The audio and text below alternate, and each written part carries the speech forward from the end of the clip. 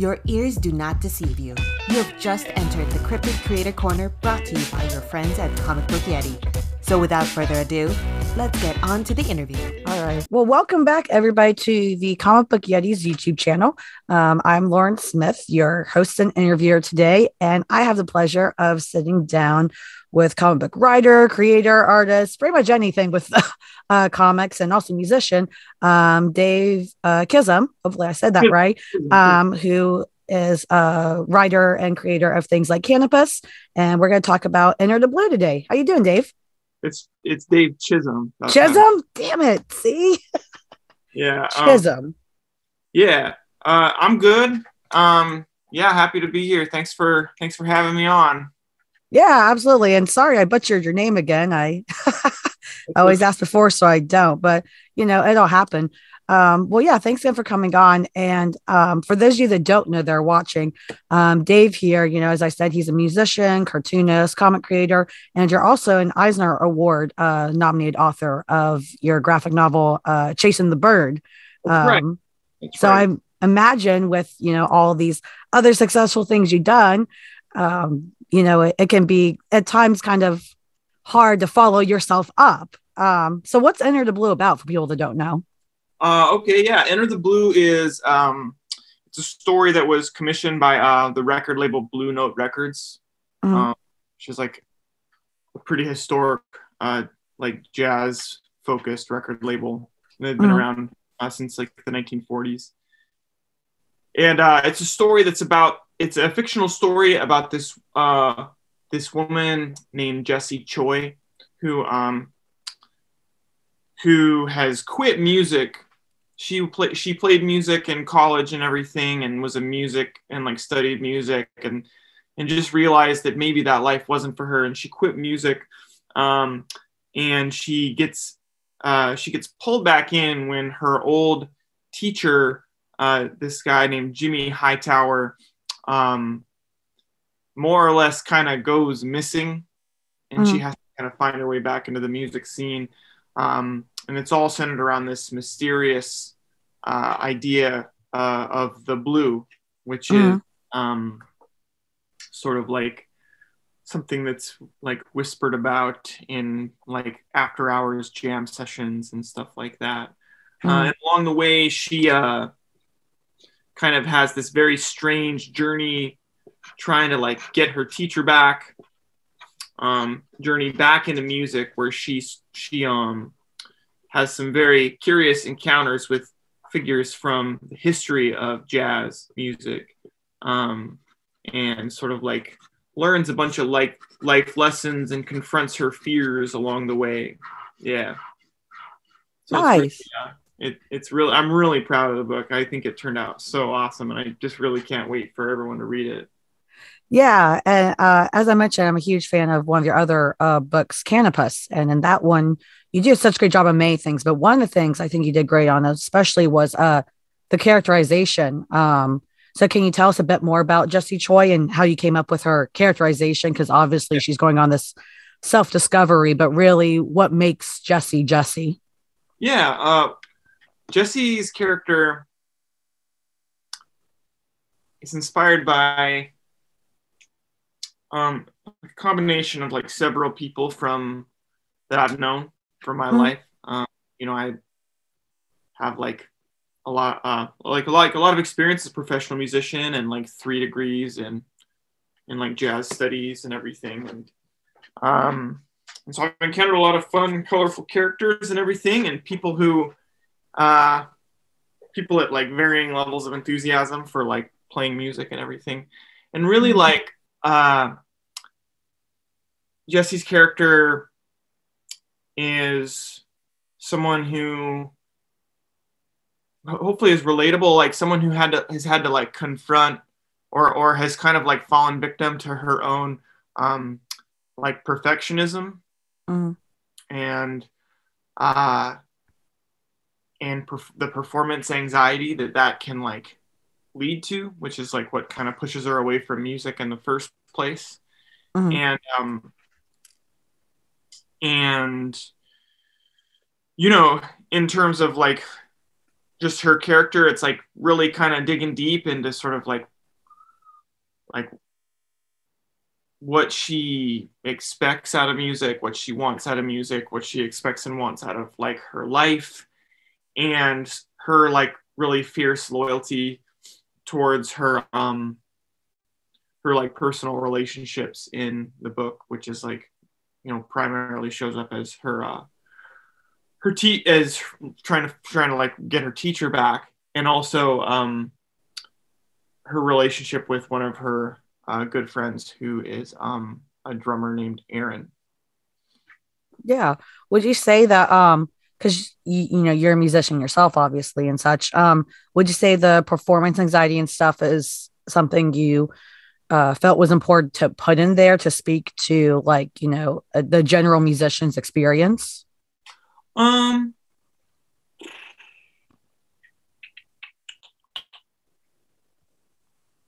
hmm. I think it's important for her experience, and I think it is important for like a lot of musicians. It's not necessarily something that I that I personally have like struggled with a lot, like the way this character has. Um, the character is not to like out my wife or anything, but the character's my wife is a cellist, like a really amazing cellist who kind of realized in her undergrad and master's degree in cello performance that she does struggle with like performance anxiety, and she does still play quite a bit in the Rochester area where we live, but she yeah, like and so I think like it is a part of it. I think it's a bit more like human, a bit more like of a general thing than just specifically about musicians and performance anxiety, but more like people being afraid to create something, to do something new, to put like a stake down and try something because they're so afraid of getting it wrong, and they're so afraid of making a mistake or looking stupid or being embarrassed or something like that. And I think that's something that's like something, the bigger kind of like more like human condition kind of aspect that the character in the book tackles, beyond specifically this idea of like a musician being afraid to get up on stage and perform. The thing about jazz music too is that, you know, in a lot of ways, like jazz music is a really interesting like cross section of, or like meeting point of like a really rich tradition. Has norms and expectations, with like the indomitable kind of aspect of like a personal unique voice, right?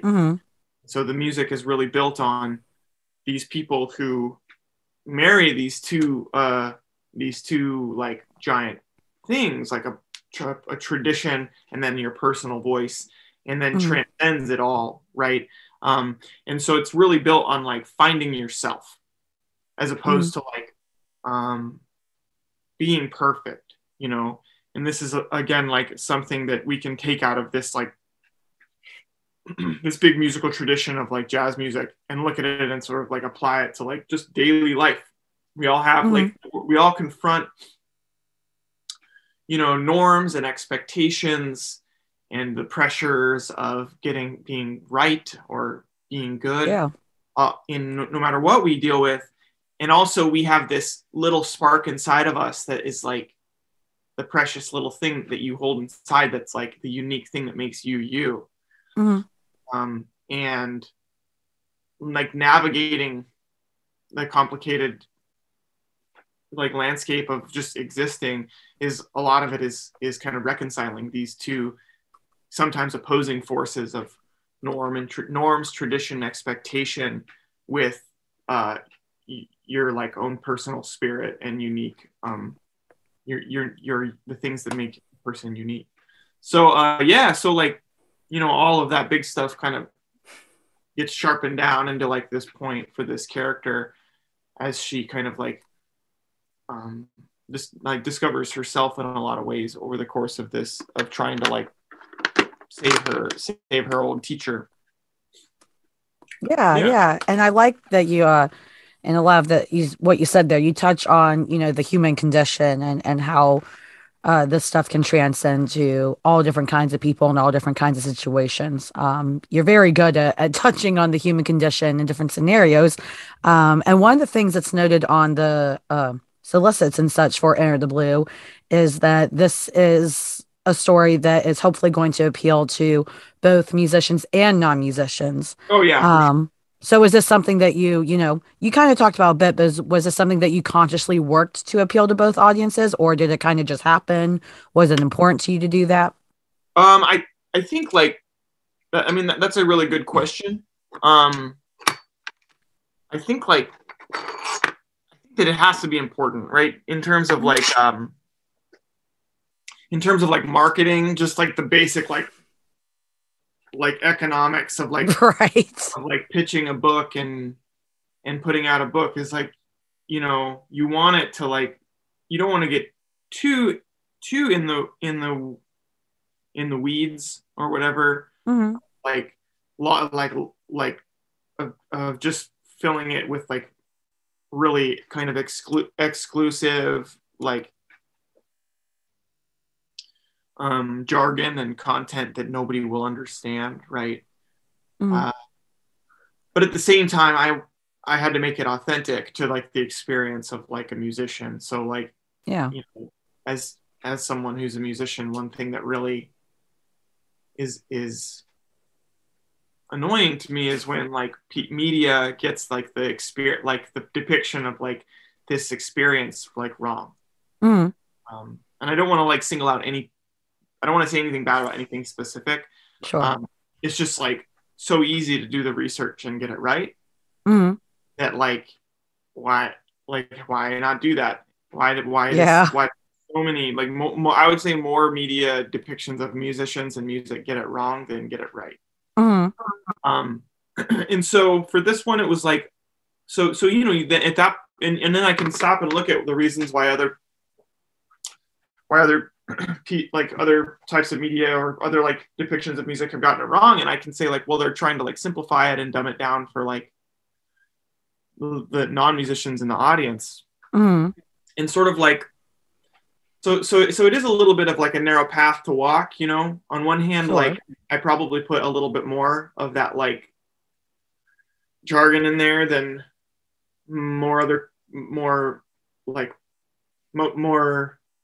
most other depictions or whatever, but I also feel like I have a unique position where I can explain it to people in a way that's like mm-hmm. retains the authenticity and makes it clear to like a non-musician. So I'm lucky. I mean, like I'm also like an educator, so I teach a lot of music and everything, and so mm-hmm. I'm kind of used to like taking these big complicated ideas and trying to package them in a little thing and then deliver them to my students and stuff like that. So yeah, like so on one hand, it's like, yeah, I have to make it a book that's like a bit more universal than really totally in the weeds about like what notes to play over what chords and this and that. And then but at the same time, like it still is something that's really I think it's gonna read as authentic for like musicians.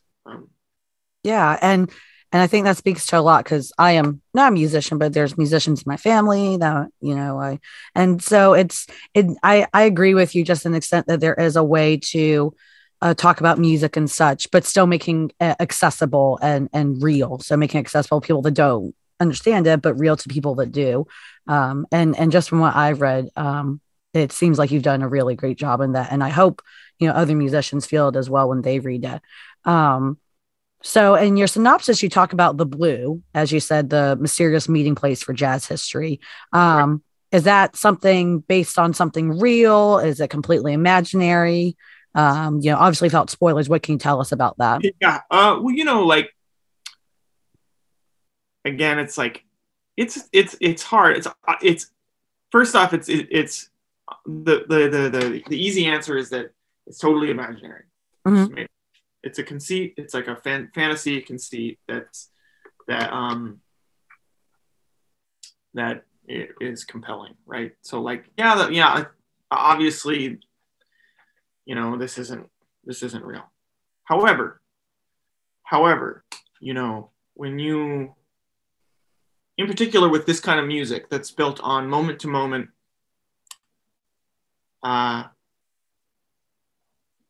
like each moment is unique in jazz music. So it's like it's not the same as really anything else because it's so rooted in improvisation and process. So Yes. when you listen to like jazz music, you're listening to like actual process working through. It's not like when you go to hear like a Beethoven symphony or a performance by like like a typical rock band. You're not hearing the process. You're hearing the result of the process, right? Right. All the kind of process happened before that, and then you're hearing like something that's basically like a fixed audio object, right? This fixed set thing. Whereas when you hear jazz music, there is process behind it. There's practicing and everything like that. But when you're dealing with an improvisatory type of medium, like you're hearing something that is going to be different every time, and so that really allows for kind of a real precision of expression, and a constant interfacing with like history. And so, not to overly explain the conceit and the metaphor in the book and everything, but this idea of the blue, like, is really a big metaphor for just what this music is. Like when you tap into this music and you really approach it with like humility and honesty and vulnerability and tenacity and sort of like hard work and accumulation of knowledge and assimilation of the language and everything like that.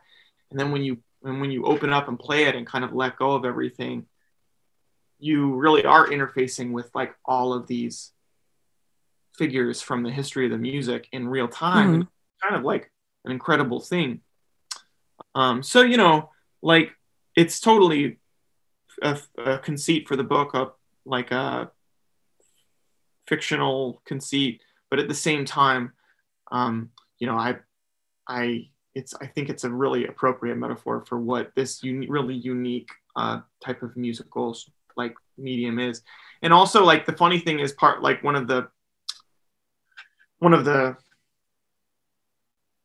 other like made up conceits in the book is that Blue Note Records as an entity is like in on it, right? Blue Note Records are really well known for their kind of cutting edge graphic design on their album covers, right? It's like real like Bauhaus kind of brutal kind of graphic design that is just really beautiful and amazing.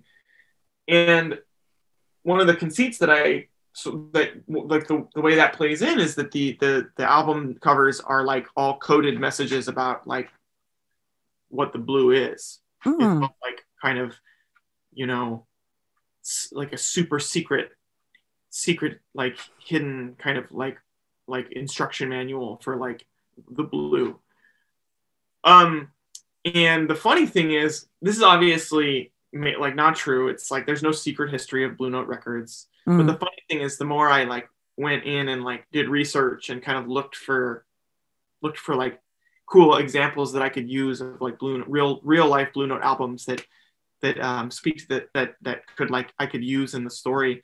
The more I was like, I kept finding evidence. I was like, oh my gosh,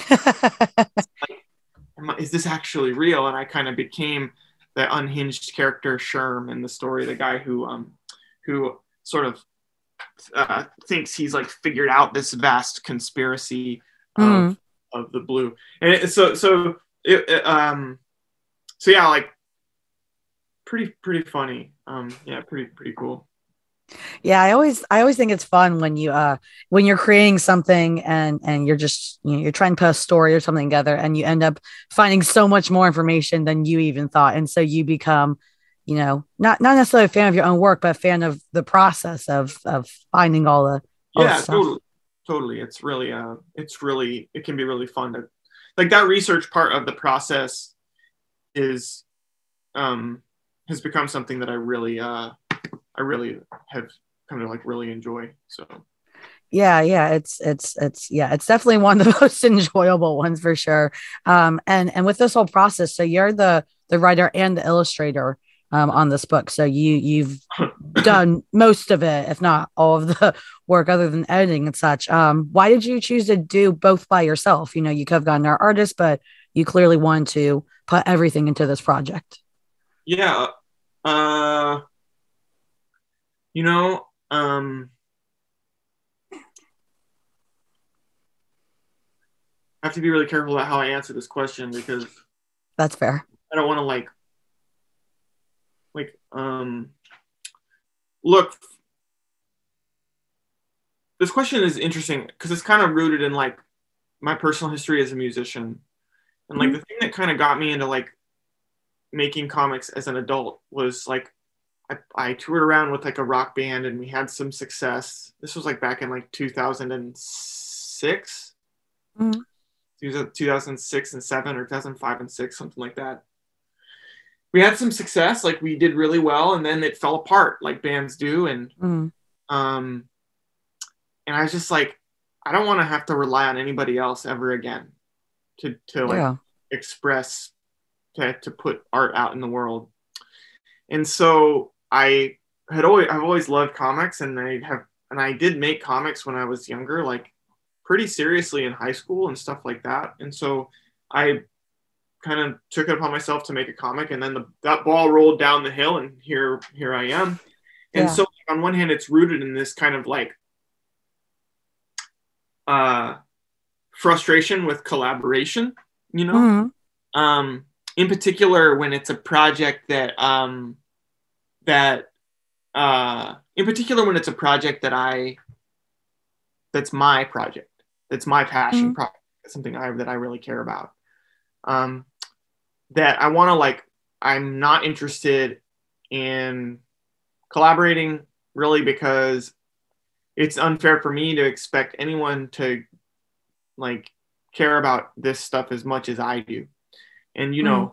like, and so if I collaborate, why would I want to collaborate with anyone who is not going to give it as much like care and passion and detail and concern as I'm giving it? Um, and not to say that someone else couldn't do a better job than me or whatever the heck that means, but then when we circle back around to like this discussion about like jazz music, and I think comics is the same way. It's like as if it's like we talk about things as if there is like a quantifiable better or worse like Mhm.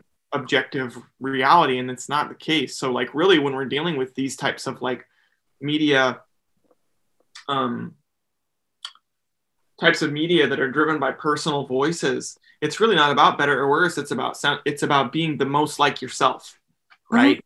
And so like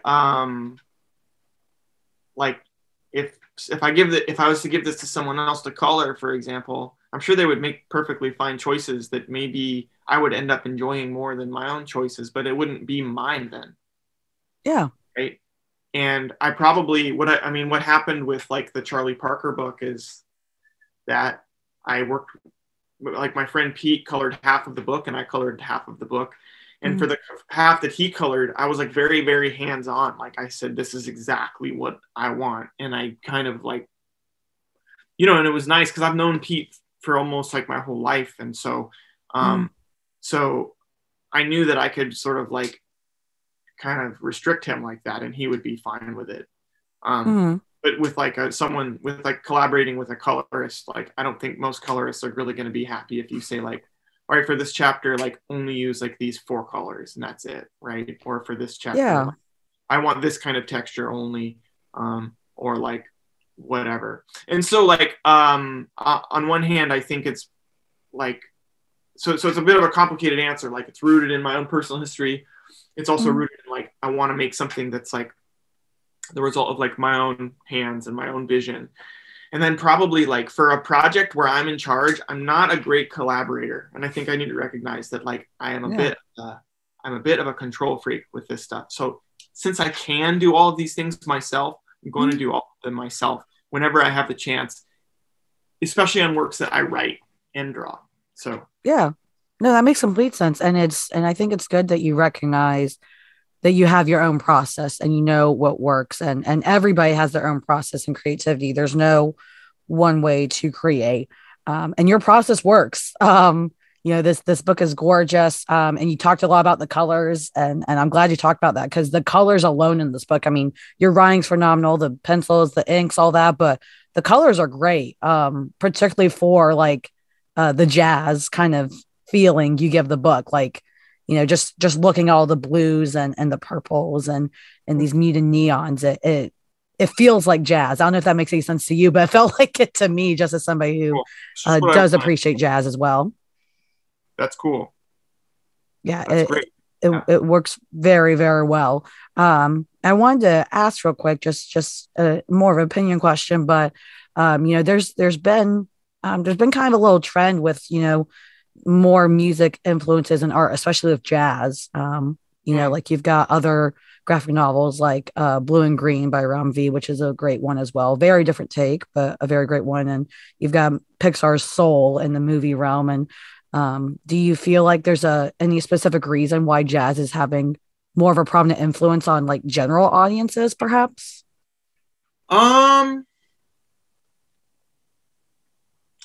I don't know. I don't know how much, if I can bring any insight to that question, really. Yeah. I think it's just circumstance, probably, really. I mean, I don't want to speculate. I think it's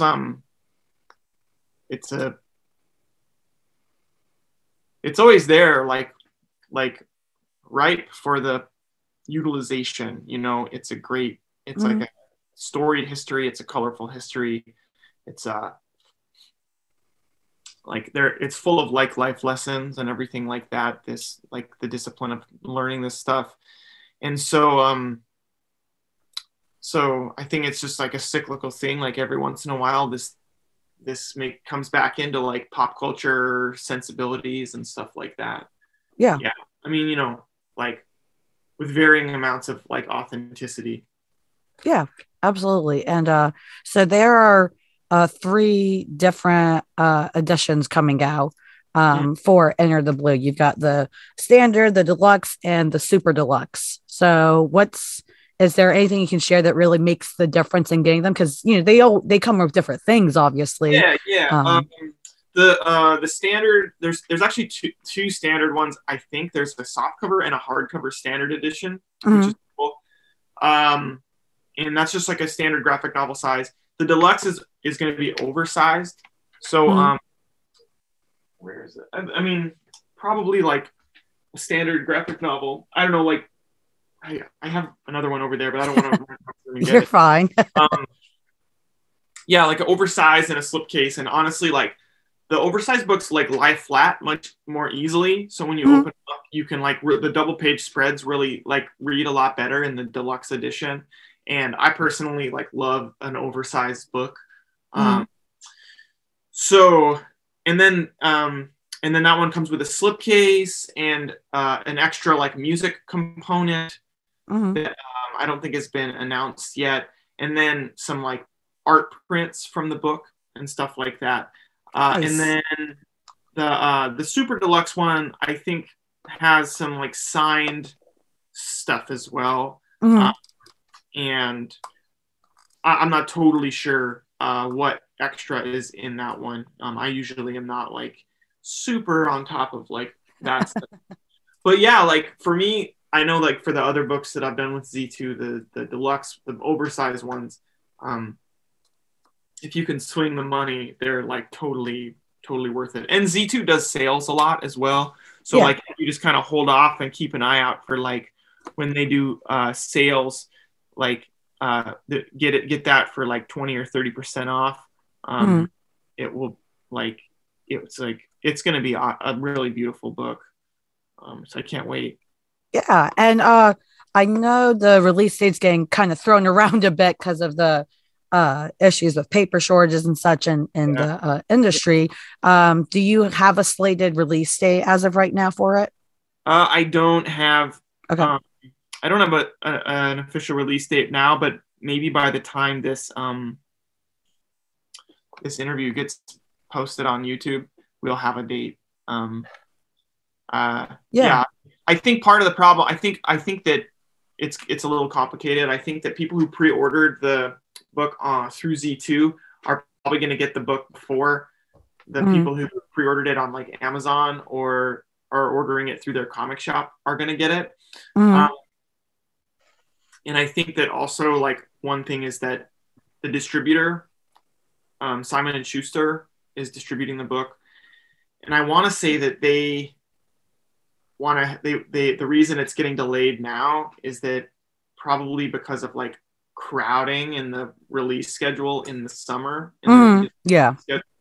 And also I think that they think the book can get some really good press, so they want to like hold off and put out a little later so it can get some of that like good like be a little bit more in line for that a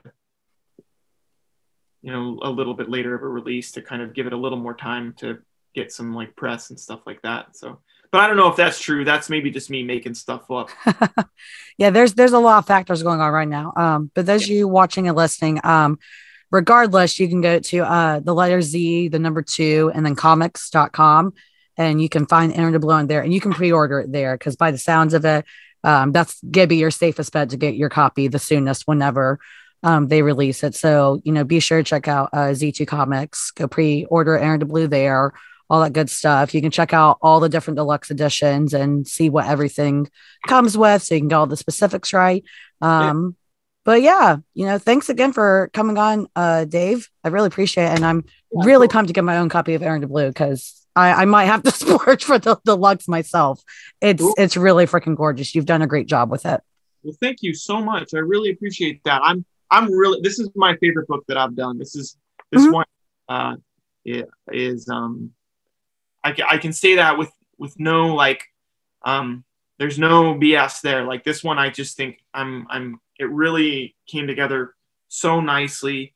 Like the story is important to me, and I think it's just like when I think about it, you know how it is when you're in the muck making your book and you're just like grinding away every day. Yeah. Sometimes be hard to get an objective take on the book. Everything that when you're working on it, everything is like, this is my favorite thing I've ever done. What I'm working on right now is my favorite thing always.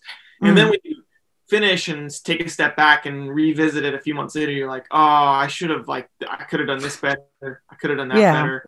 Oh, this one like face is weird, or this one story beat doesn't quite work, or this was a good thing to put in here. And with this one, I really think that like when I revisit it, I'm like, I really think that this book turned out really good. So it's I can't wait. Yeah, I'm excited. It's not only gonna be great to read multiple times, but it's gonna look good on the bookshelf for a long time. It's not going anywhere. But yeah, thanks again for joining me, Dave. Those you watching and listening again, check out Z2 Comics to go pre-order Enter the Blue. And be sure to like, subscribe, share all that cheesy stuff that helps the YouTube channel here. Be sure to do that. And we will see you guys next time on the Comic Book Yeti.